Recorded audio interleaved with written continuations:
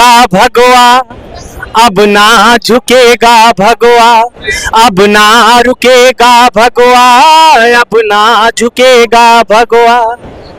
चाहे जितना मर्जी जोर लगा लो, चाहे जितना मर्जी शोर मचा लो, बड़ी शान से लहरे भगवा, अब लहराएगा भगवा, लहरा के रहेगा भगवा, अब लहराएगा भगवा। पत्रकार सभा का चुनाव करीब है।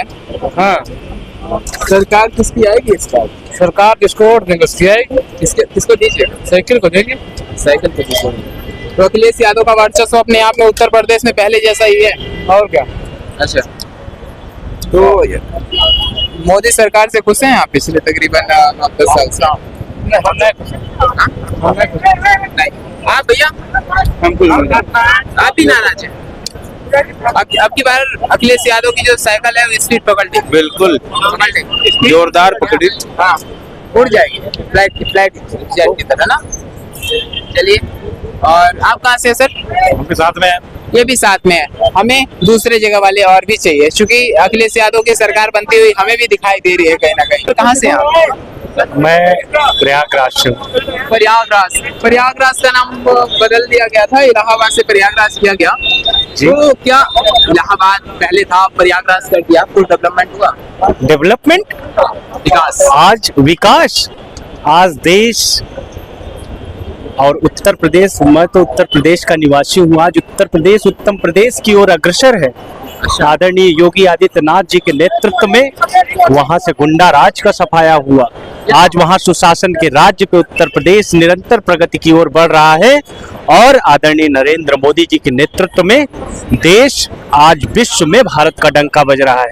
और पत्रकार महोदय, आपके न्यूज चैनल के माध्यम से मैं आपके व्यूअर को ये संदेश देना चाहता हूँ कि आदरणीय नरेंद्र मोदी जी का जो विश्वास है, सबका साथ सबका विकास, सबका प्रयास और सबका कल्याण, वो पूरी तरीके से चरितार्थ हो रहा है।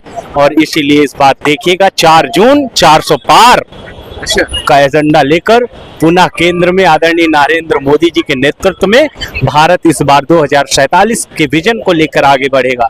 भारत इस बार 2029 तक भारत की अर्थव्यवस्था को तीसरी अर्थव्यवस्था कैसे बनाया जाए, उस विजन पर चलेगा। पत्रकार महोदय, आप देखने चलिएगा, कारवां ऐसे बढ़ता चला जाएगा। आप देखिएगा, जितना भी ये विपक्षी गठबंधन वाले रोना रोल रहे हैं ना, आदरणीय मोदी जी ने कह दिया है खुले मंच से, लाल किले की प्राचीर से कहा था कि जिसने भी देश को लूटा है उसको हम बख्शने वाले नहीं हैं। और प्रत्यक्षम किम प्रमाणम पत्रकार महोदय। अच्छा, आप देख रहे हो कि कल जो एक दूसरे को गाली देते थे उत्तर प्रदेश में, कल जो एक दूसरे को पंजाब में गाली देते थे, आज देखिए पंजाब में विरोधी हैं और दिल्ली में गठबंधन में है। ये जनता के साथ धोखा है कि आदरणीय नरेंद्र मोदी जो 140 करोड़ जनता को 2047 के विकसित भारत का नेतृत्व दिखा रहे हैं, ये धोखा है। आप बताइए पत्रकार महोदय, पंजाब में आम आदमी पार्टी की धुर विरोधी कांग्रेस है और दिल्ली में गठबंधन है। आप बताइए, ये लोकतंत्र के साथ मजाक है कि जो मोदी जी दिखा रहे हैं वो मजाक है? जनता के साथ छलावा है, ये वही तो कह रहे हैं पत्रकार महोदय। लेकिन देश की जनता पूरी तरीके से जागृत हो गई है, उसका सिर्फ एक ही मिशन है, भगवा अब ना झुकेगा भगवा, अब ना रुकेगा भगवा, अब ना झुकेगा भगवा। चाहे जितना मर्जी जोर लगा लो, चाहे जितना मर्जी शोर मचा लो, बड़ी शान से लहरे भगवा, अब लहराएगा भगवा, लहरा के रहेगा भगवा, अब लहराएगा भगवा। पत्रकार महोदय, आज 2014 से लेके 2024 का भारत कितना डेवलप हुआ, कल मैं एक दैनिक जागरण का लेख पढ़ रहा था। 2014 में जब कांग्रेस भारत को छोड़ के गई थी, देश को छोड़ के गई, तब भारत का जो रक्षा निवेश था वो दूसरे देशों से मंगाया जाता था।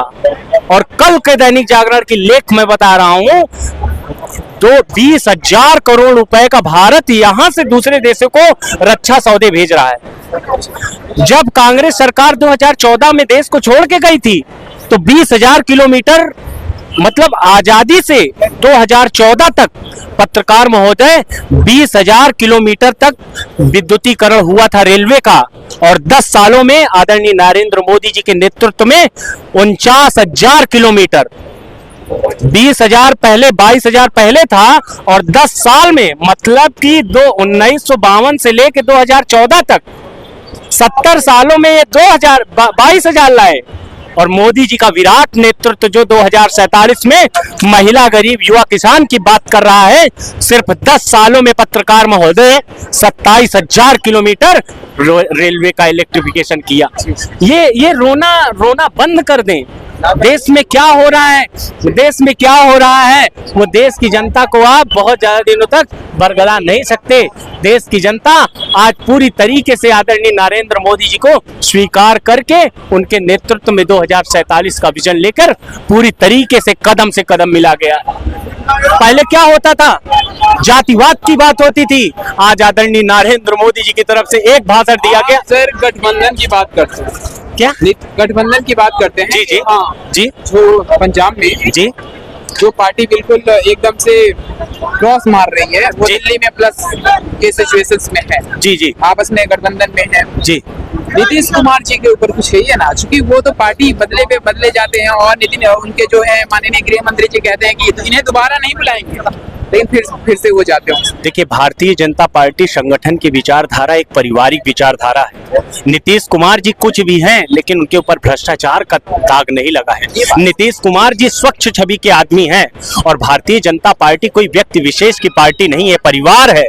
एक आदमी के कह देने से भारतीय जनता पार्टी में एकाधिकार नहीं हो जाता है जैसे कांग्रेस में होता है। एक आदमी के कह देने से, एक आदमी से कहने से भारतीय जनता पार्टी का फैसला नहीं होता है। भारतीय जनता पार्टी परिवार है, परिवार का सदस्य, परिवार का मुखिया जब अन्य परिवार लोगों की राय जान लेगा तभी भारतीय जनता पार्टी में सब कुछ संभव है। डिग्री पे बहुत ज्यादा प्रश्न करते थे भाई साहब, उस व्यक्ति की तो बात मत करिए जिसने 2013 से अन्ना जी को लेके आए रामलीला मैदान से, उनकी खटिया खड़ी करके अपना दिल्ली की जनता पे गद्दी पे बैठ गया, और आज जब इन्होंने पत्रकार महोदय 2.5% कमीशन से बढ़ा के 12% कमीशन किया, 9.5% का जो कमीशन हुआ, 9.5% का कमीशन में ये जो हवाला के जरिए पैसा दक्षिण से गोवा के चुनाव में गए, कहाँ गए? अब जब वही ईडी जब हमला कर रही है, ईडी जब जा रही है, तो आप ईडी को क्या कह रहे हो?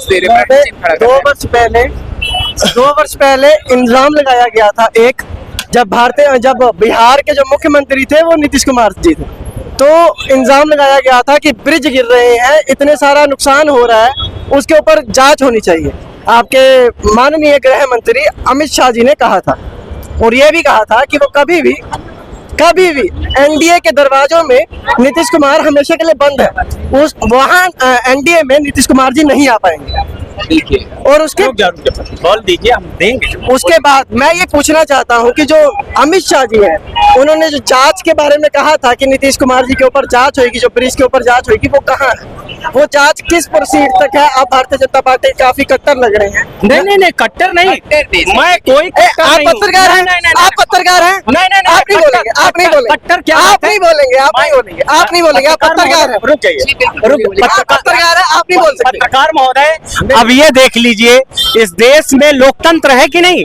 लोकतंत्र में किसी की पार्टी की आइडियोलॉजी जान लेना, किसी के विकास के कार्यों को जान लेना, वो कट्टरबंदी हो गया। और इनकी बात कर रहे हैं आज, रुक जाइए, आज इंडी गठबंधन का है, लालू यादव की बेटी का नाम मीसा भारती। मीसा का फुल फॉर्म क्या है? Maintenance of internal security act. Emergency में इंदिरा गांधी ने इसको लाया था, मीसा एक्ट। लालू जी जेल में थे, और लालू जी ने कसम खा के कहा कि हम इस इमरजेंसी से इतनी आहत हैं, हमको हमारे ऊपर इतने जुल्म हुए कि मैं अपनी बेटी मीसा का नाम रखूंगा, तो हमेशा ये इमरजेंसी का मीसा एक्ट याद रहेगा। आज वही लालू यादव जब पटना में रैली होती है, तो वही मीसा को बनाने वाले परिवार के लोग उनके गठबंधन का हिस्सा होते हैं। बताइए, आप बताइए। लालू यादव भाड़ में जाए, हमें उनसे क्या? अरे हमें उनसे क्या? मैं मैंने आपसे प्रश्न जो पूछा है उसका उत्तर दीजिए ना। उसका भी बता रहे हैं। मैंने पूछा है कि जो जांच होनी चाहिए थी नीतीश कुमार जी के ऊपर जब ब्रिज गिरे थे, वो जांच कहाँ गई है? आप प्रश्न को ना ये पत्रकार महोदय सुनिए उसका जवाब सुन लीजिए, उसका जवाब सुनिए। हड़बड़ाइए ना, हाँ, उसका जवाब सुनिए। पास में हड़बड़ाइए ना, जवाब सुनिए। हड़बड़ाइए ना, आराम से जवाब देखिए, दीजिए। पत्रकार देखिए, महोदय, जी बिल्कुल। अरे, नीतीश कुमार जी, सर, एक मिनट। सुनिए मेरी बात, आपके प्रश्न बोलेंगे। आपके प्रश्न का जवाब दूंगा। नीतीश कुमार जी कुछ कहीं न कहीं इस वजह से भी आहत में थे कि ये जो लालू परिवार के जो विरासत के पुत्र लोग थे, इनको ये सही से फैसले ही नहीं लेने देते थे। ये जहां भी होता था गोला माला कर लेते थे, और नीतीश कुमार जी इस बात को भी लेकर बहुत दुखी थे, क्योंकि ये जहां भी देखो वहां अपना परिवारवाद चलाते थे। और अंत में नीतीश कुमार जी ने यही कहा कि भैया इस गंदगी से अच्छा है हम कमल में चले, वही हमारा बेड़ा पार है। नीतीश कुमार जी के ऊपर आज तक कभी कोई भ्रष्टाचार नहीं लगा। प्रश्न है हमारे पास, आप परिवारवाद जिसे सिर्फ और सिर्फ कांग्रेस और जेडीयू आरटीयू में देखा जाता है ना। परिवारवाद देखिए, अनुराग ठाकुर किसके बेटे हैं? परिवारवाद वहां आ गया। पीयूष गोयल किसके बेटे हैं? परिवारवाद वहां आ गया। जय शाह किसके बेटे हैं? परिवारवाद वहां आ गया। ठीक है, उसके साथ ही साथ रुक जाए भाई साहब, अरे, कांग्रेस कितनी पुरानी पार्टी है? रुक जाइए। अरे मैं कहता हूँ, हाँ, देखो, रुक जाए, बताइए। आपको मैं कहता हूँ कांग्रेस में परिवारवाद। अरे सुनिए, आप बीच में ना टोकिया करें। सुनिए, मैं कहता हूँ कांग्रेस में परिवारवाद है। आप मानते हैं भाजपा में परिवारवाद है? बिल्कुल नहीं है, बिल्कुल नहीं है। अनुराग ठाकुर किसके बेटे हैं? बिल्कुल, मैं भाई साहब मैं बताता हूँ। अनुराग अनुराग ठाकुर ठाकुर, के पिता राजनेता थे। सुनिए, परिवारवाद की परिभाषा ये नहीं होती है। अनुराग ठाकुर 2001 से भारतीय जनता पार्टी के सक्रिय कार्यकर्ता रहे, और वो बूथ स्तर से लेकर युवा मोर्चा की राजनीति कर आज अपने संघर्ष के दम पर वो उस पद पर मुकाम पर हैं। युवा मोर्चा जब भारतीय जनता पार्टी की कोई कहीं पूछ नहीं थी, तो अनुराग ठाकुर जी ने युवा मोर्चा के लिए अपना सब कुछ सर्वोच्च न्यौछावर किया, और उन्होंने युवा मोर्चा के लिए संगठन के लिए बहुत बड़ा काम किया। तो इसका ये मायने नहीं होता पत्रकार महोदय कि अगर मेरे परिवार का कोई व्यक्ति मेहनती है, मैं राजनीति में हूं, तो इसको कहीं से ये जोड़ना अनुचित है कि मेरा बेटा अगर ईमानदारी से अगर चुनाव लड़ना चाहता हो, मेहनत करना चाहता हो, तो वह उसको परिवारवाद नहीं कहते। परिवारवाद उसको कहते हैं कि 1988 से लेकर 2022 तक कांग्रेस पार्टी में एक ही परिवार के लोग पार्टी के अध्यक्ष थे। आप देखिए, गूगल सर्च करिए, इसको परिवारवाद कहते हैं। परिवारवाद किसको कहते हैं? खड़गे जी, आप बताइए पत्रकार महोदय, आप बताइए, खड़गे जी क्या आप कांग्रेस के वास्तविक अध्यक्ष हैं? लगता है आपको? मैंने प्रश्न आपसे पूछा था, 21 साल की उम्र में कोई भी ऐसा नौजवान जिसे देश का यूथ विंग होता है उसका प्रधान बना दिया जाए, अध्यक्ष बना दिया जाए, वो परिवारवाद में नहीं आएगा। आपने एक अरे भाई साहब, युवा मोर्चा बोलने दीजिए, हड़बड़ाइए ना, हड़बड़ाइए। सुन, ये निरर्थक बातें कर। पीयूष गोयल क्या संगठन के लिए काम नहीं कर रहा है क्या? जानना जरूरी है। आप कांग्रेस कौन से हैं आप? मैं लुधियाना से, मेरे भाई। लुधियाना जी, लुधियाना में किससे सरकार बनती हुई नजर आ रही है? लुधियाना में सरकार विधानसभा में कह रहे हैं कि लोकसभा में कोई अभी उम्मीद नहीं है। अभी नहीं, उम्मीद कब है सर? तारीखों का ऐलान हो चुका है, कैंडिडेट का ऐलान नहीं ना हुआ। कैंडिडेट का नहीं हुआ, लेकिन एक चीज होता है ना भैया हमारा शहर में थोड़ा सा ना काम को देख के, विकास को देख के वोट देते हैं। आप लुधियाना में देखेंगे ना, आपको तकरीबन सुनिए, इंडी गठबंधन की यही हाल है कि अभी तक प्रत्याशी नहीं। इंडी गठबंधन का यही हाल है, बहुत बुरा हाल है। प्रत्याशी नहीं इंडी मिला। गठबंधन का यही हाल है, प्रत्याशी नहीं है। इंडी गठबंधन में प्रत्याशी होना चाहिए, मैं खुद कहता हूँ, लेकिन उससे पहले मैं पूछना चाहता हूँ, हेमंत बिस्वा शर्मा भ्रष्ट है कि नहीं है? हेमंत बिस्वा शर्मा पे 2008 में ईडी ने क्लीन चिट दे दिया है। ईडी का समन प्रॉपर जाके फॉलो करते थे, ये देखिए भाग के चले गए ना। ये नहीं जवाब दे पाते पत्रकार महोदय, क्योंकि आदरणीय नरेंद्र मोदी जी के नेतृत्व में आज देश भारत की 5वीं अर्थव्यवस्था बन गया है। मोदी जी लाल किले की प्राचीर से आह्वान किए हैं कि 2029 तक भारत की अर्थव्यवस्था को तीसरी सबसे बड़ी व्यवस्था बनवाऊंगा, और इसीलिए इनको नहीं है, इंडी गठबंधन से लोग चुनाव नहीं लड़ना चाह रहे हैं, फोन स्विच ऑफ कर दे रहे हैं कि भाई साहब आपको कांग्रेस ने यहां से उम्मीदवार बनाया, फोन उठाने के लिए नहीं तैयार है। तो क्या जवाब दे पत्रकार महोदय? देश कहां जा रहा है, देश कौन देख रहा है, उसको देश की जनता जान रही है, और उसको सर्वस्व स्वीकार करके 2024 में 400 पार के साथ तीसरी बार नरेंद्र मोदी जी के विराट नेतृत्व में पूरा तीसरी बार भारतीय जनता पार्टी की सरकार बनने जा रही है। और मोदी जी ने कह दिया है, देश में महिला, युवा, गरीब, किसान के सम्मान को ध्यान रखते हुए भारत को 2047 में विकसित राष्ट्र बनाना। एक बार वो लाइन दोबारा से सुना दीजिए। इसमें आए थे, 24 में भी आएंगे, 19 में आए थे, 24 में भी आएंगे। मोदी जी अब की बार, मोदी जी अब की बार 4 जून को 400 पार ले जाएंगे। पत्रकार महोदय, आज पूरा देश यही कह रहा है कि 24 घंटे 24 कैरेट 24 की तैयारी है, पूरा भारत मोदीमय है, तीसरी बार फिर मोदी की बारी है। बहुत बहुत धन्यवाद आपका। और आपने चुनावी माहौल को देखा, और एक कहीं ना कहीं वास्तविकता जो है जमीनी स्तर पे कहीं ना कहीं डेवलपमेंट के मुद्दे पे काम करती है, और इनकी जो बातें थी कहीं ना कहीं इसमें वास्तविकता छुपी हुई थी। वो भाई साहब बीच में ही छोड़ के चले गए, क्योंकि जहाँ पे भी प्रश्न चिन्ह ऐसा दिखता है जो जहाँ जवाब नहीं होता, इंसान हुबहू हाथ ऊपर कर लेता है। बहुत बहुत शुक्रिया, धन्यवाद, आभार।